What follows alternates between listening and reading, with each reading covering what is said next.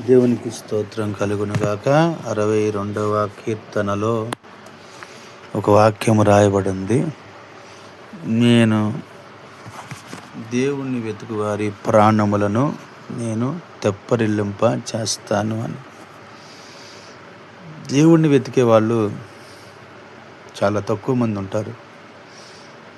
ఈ లోకంలో అనేకమైన వాటిని వెతికే వాళ్ళు చాలామంది ఉన్నారు. దేవుణ్ణి వెతకగలిగే మనసు ఎవరికైతే ఉండిద్దో వారి ప్రాణాలకి దేవుడు తెప్పరిల్లింపజేస్తారట. బైబిల్లో మనం గమనిస్తే ఎన్నో సందర్భాల్లో దేవుని వెతికిన వాళ్ళు మనకు కనిపిస్తూ ఉంటారు. నా ప్రియమైన దేవుని బిడ్డలారా, మగ్దలేని మరియా యేసు ప్రభుని వెతకటానికి వెళ్ళిందంట. ఆమె అక్కడికి వెళ్ళి ఏదో మేలు పొందుకుందాం అని కాదు, కానీ ప్రభువుని చూడాలని, ప్రభువుని ఆమె చేతులతో తీసుకొని వెళ్ళాలని ఆమె ఆలోచించింది. ఆమెని గమనించాడు ప్రభు. నువ్వు వెతుకుతున్నావో లేదో దేవుడు గమనిస్తూ ఉంటాడు. ఆమెని గమనించాడు. తను ఎందుకమ్మా బాధపడుతున్నావు, ఏంటమ్మా వెతుకుతున్నావు అంటే ఆమె ఒక విషయం చెప్పింది, నా ప్రభువు కనిపించట్లేదయ్యా అని.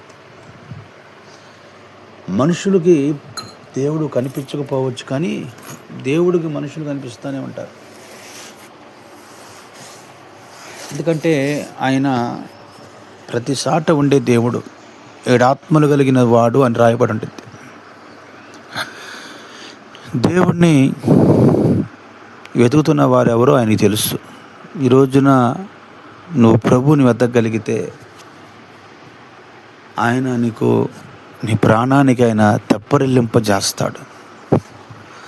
ప్రాణాలు తెప్పరిల్లింపంటే అమ్మయ్యా ఇప్పుడు ప్రశాంతంగా ఉంది అంటారు కదా, అది కలగజేస్తాడండి.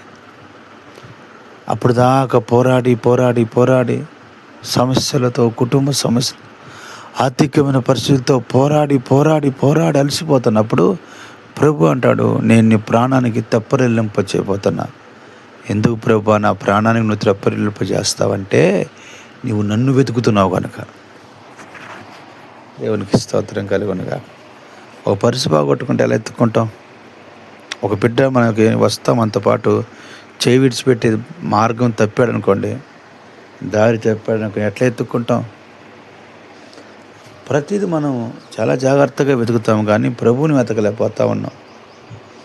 నీ ప్రాణానికి ఆయన నెమ్మదిని కలగజేస్తాడు, తెప్పరిల్లింపజేస్తాడు.